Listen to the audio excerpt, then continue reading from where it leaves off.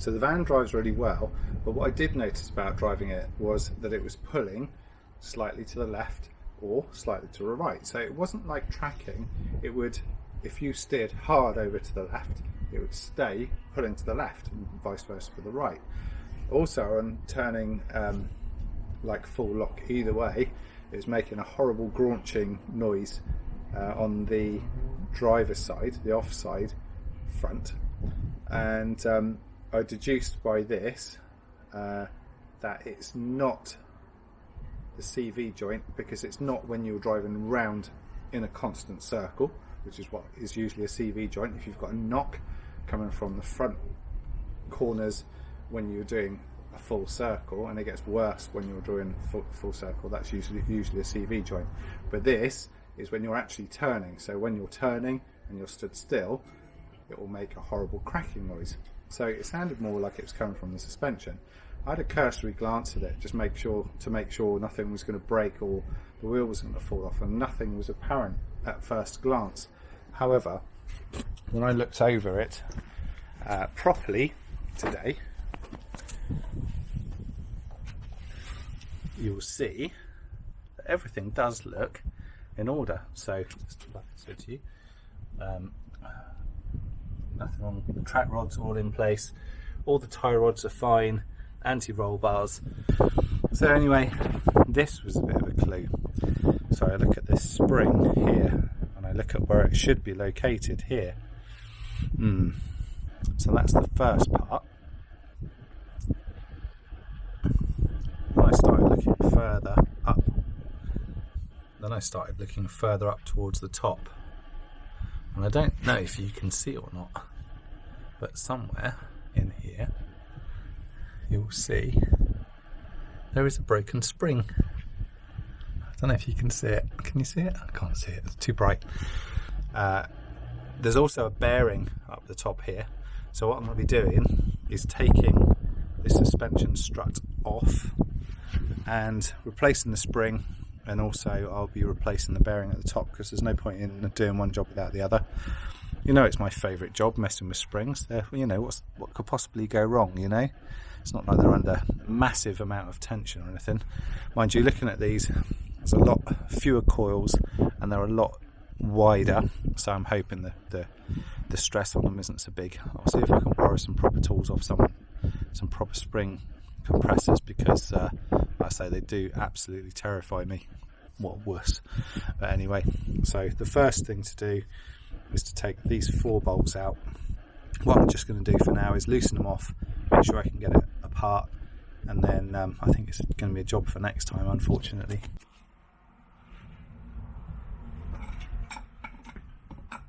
So this is a 2007 Peugeot Boxer, but it's actually the older shape.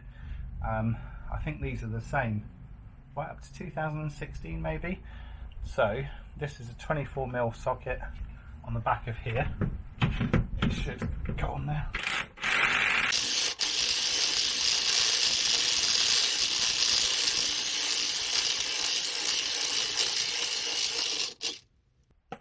Tight.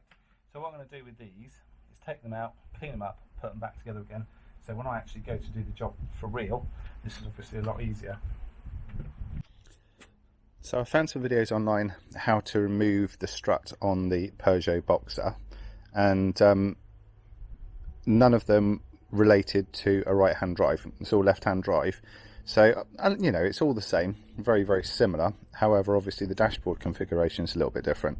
So I thought I'd show you, to save people some time, because it would have done me, where the relevant screws are to take the dashboard out, and how much you've actually got to remove in order to get to the shock. So you have all the same Torx screws.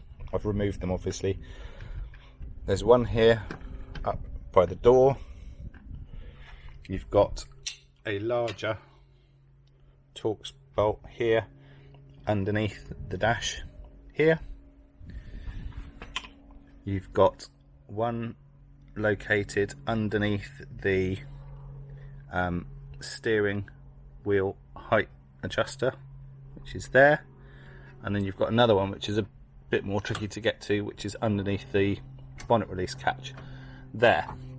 So at that point it looks like it all will come off. However, there is also one behind this little pocket, and I could only really see how to get that off once I'd done these side screws. But if you find something very wide and flat, it will just pop out.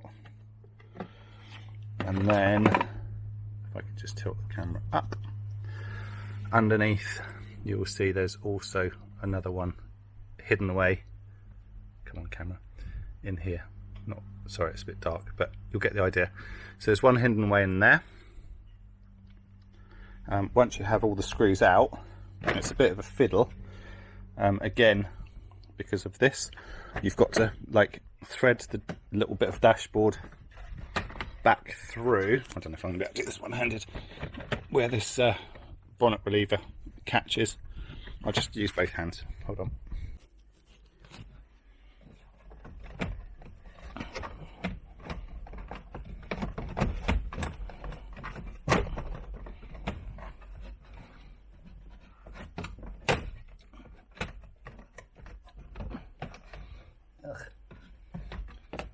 Should be so easy. There you go. Once you've got that piece out of the way, in here are your top mount bolts. Lovely. So I've got to, it's not as bad as you first think, because I'm thinking, right, I'm gonna have to start taking all this fuse board down in order to get to the top mounts, but I don't think I will. I'll show you. At first glance it looks a bit of a nightmare. Well, I think it is a bit of a nightmare, but if you're very gentle you can tease all this cable away. It's obviously made long enough so you can pull it down, move it out of the way, and then once it's all out of the way, you gently pull this little bit of mouse home, nice, out of the way. And then, I don't know if you can see, there are the top mount bolts in here. Can you see that? So there's one under there, and there's one there, and then there's one there. Lovely.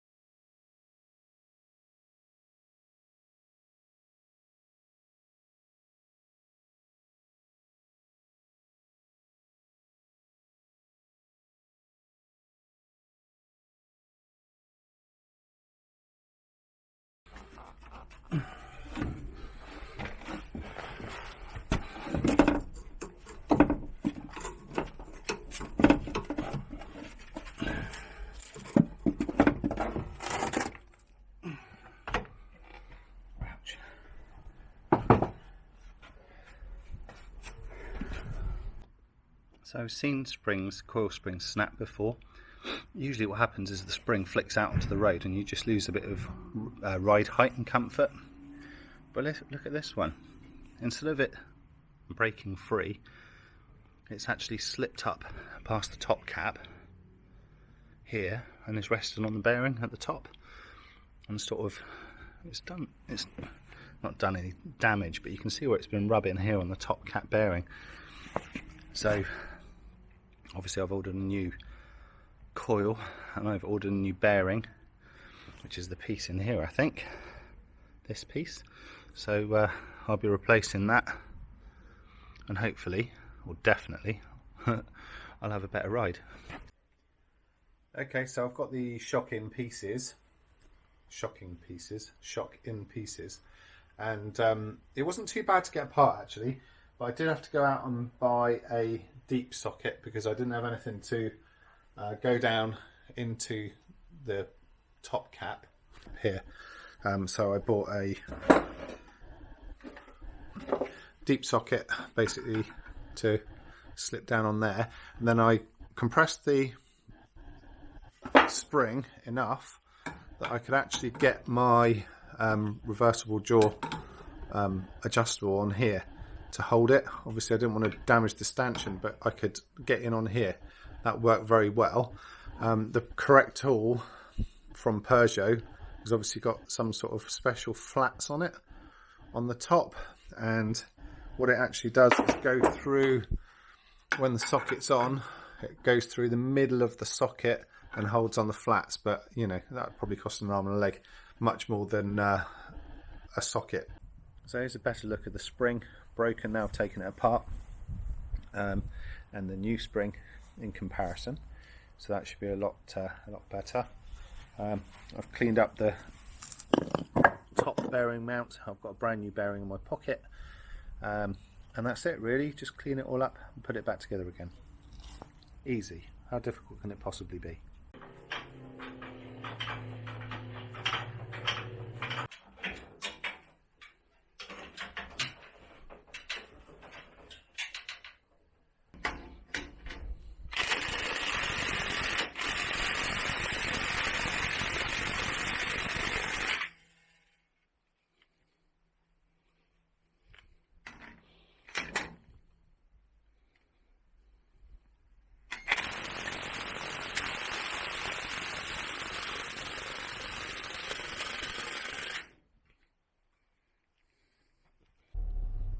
Okay, so I'm very pleased that I've got the new spring in and I've got it in place. I actually wedged it in place using this just a little bit of batten, like a bridge, so I could lift it up onto the locating pins at the top and then drop it back down onto the batten, and it was just the right height that then I could start the bolts off at the top, and as soon as you get the bolts started on the top, you're winning, aren't you? I've painted all the inside of the wheel arch there, just a bit of surface rust starting, so I didn't want that to get any worse. This is like ship grade epoxy paint, so you paint it once, never rusts again, but it just makes sense really. So in here I'd already got